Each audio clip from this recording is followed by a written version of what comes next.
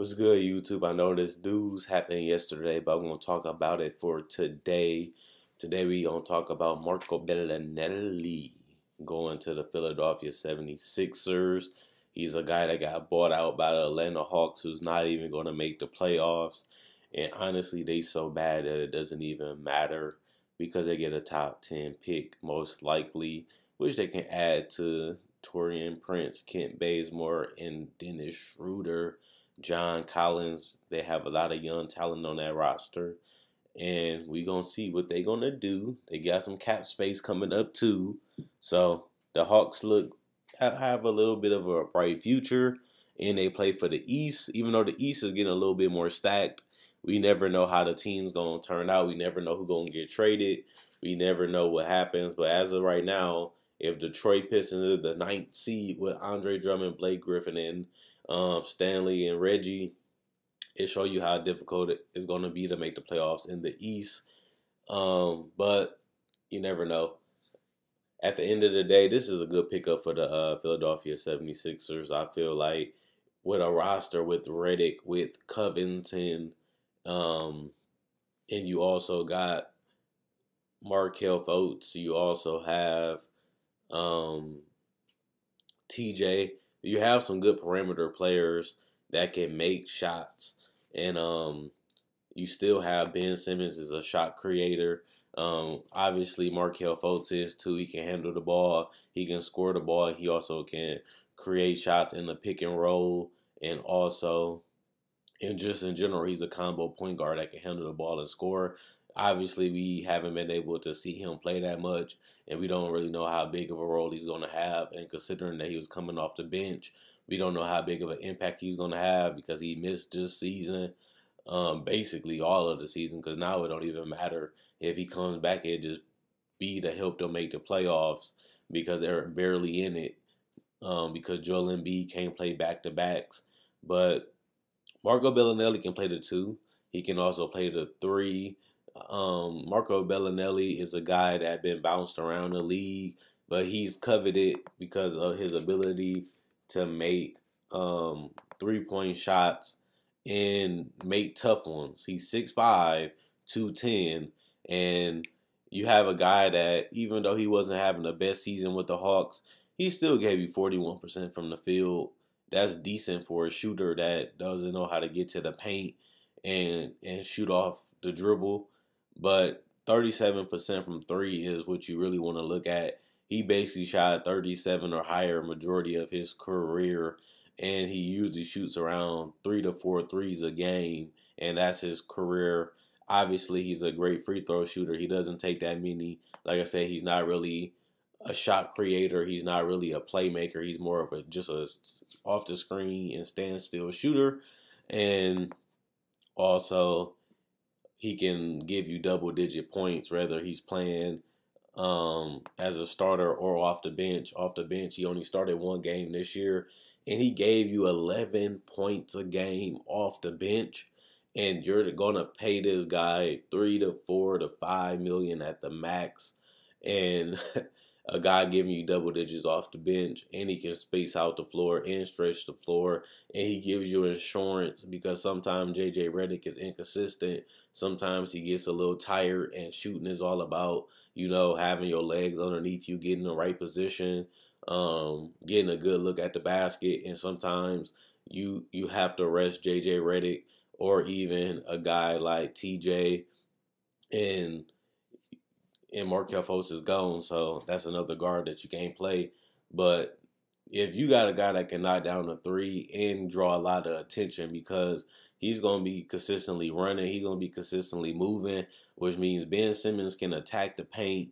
He's going to know, because they run the plays. He's going to know where Marco's going to be at. He's going to know where JJ is going to be at. He's going to know where Covington going to be at. And with that floor spacing, because Joel Embiid can step out and hit threes too, it's going to be kind of like the Rockets. Ben Simmons is a guy that if he could score better, he'd be harder to guard and harder to stop. But since he prefers not to score and he prefers just to handle the ball and find open players, it make it harder on the shooters, even though he makes their job still easy. But if he was in attack mode and aggressive and always looking for a shot and had some type of jumper, it'll make it even harder to guard the Sixers. And they already a playoff team for majority of this season. And Joel Embiid hasn't been playing back-to-backs and missing a lot of games. But they still in the playoff race and they still have a playoff record. But it'll be better if Ben Simmons could shoot and was more aggressive. It puts more pressure on the defense, and if he doesn't score, somebody else gonna score because they got to find a way to stop him, which leaves somebody open in the corners or at the top of the key. And if you do pick and roll, it's easier to guard Ben Simmons because he doesn't want to score and he doesn't want to shoot the ball and he can't shoot the three, which made them a little easier to guard offensively. But at the same time, they're still tough to stop because they have a lot of weapons. And surrounding this team with shooters like Covington and Redick, and getting a guy like Ben Simmons and Dario Saric, another guy that can space out the floor, shoot the three, play the 3 or the 4 position, and give you space at that position and give you the ability to handle the ball and create for others also. This team has a lot of weapons.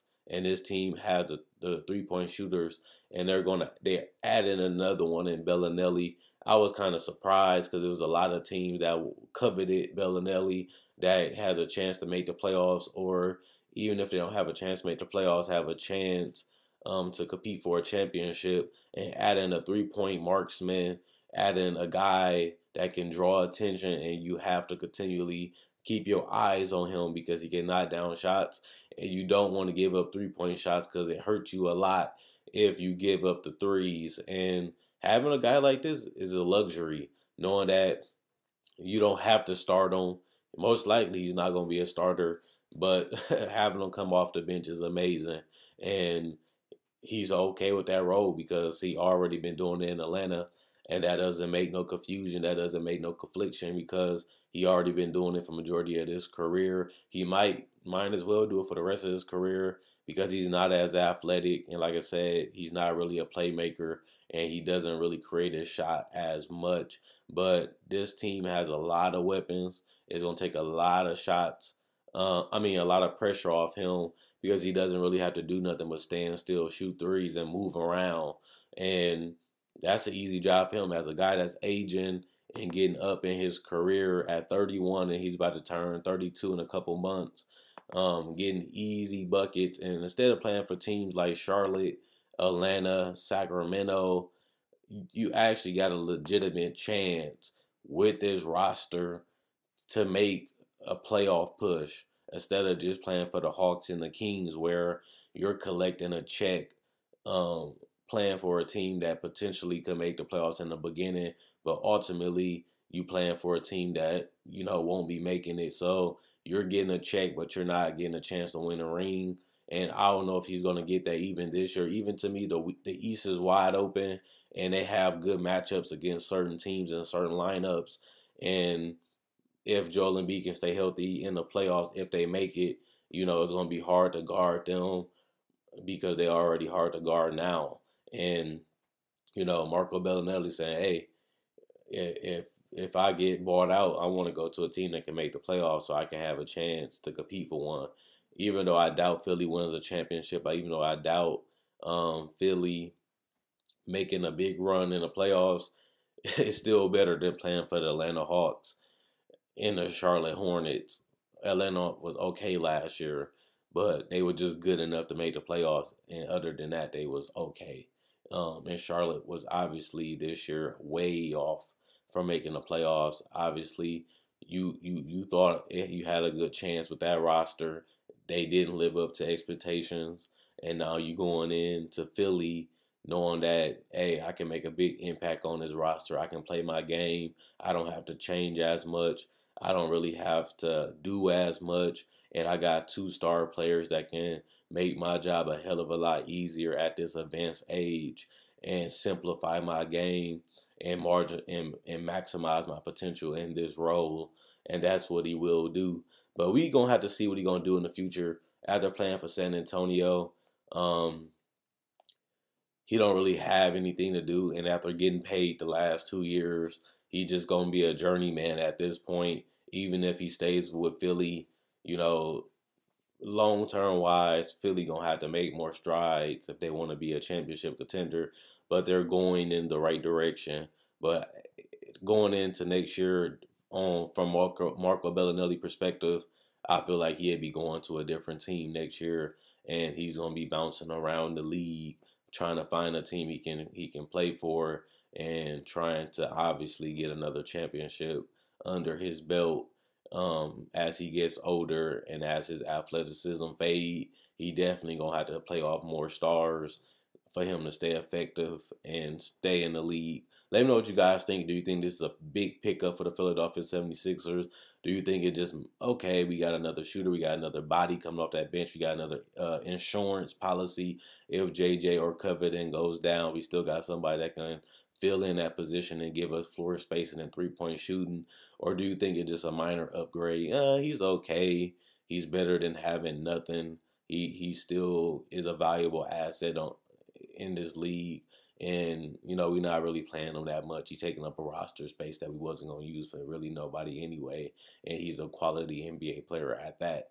So it's different ways to look at this. I think it's a win for Marco. It's a win for the Sixers. And they needed more shooting because they can run different lineups now. And he's a starting quality player, even at this age. And he's a great bench player, especially at this age. Check out my website at NosisPlayground.com. Link will be in the description, comment section below. Also, check out my Facebook page at NosisPlayground.com. Link will be in the description in the comment section below. Quinn Wade Basketball Analysis. I'm gone. And let me know what you guys think about this pickup.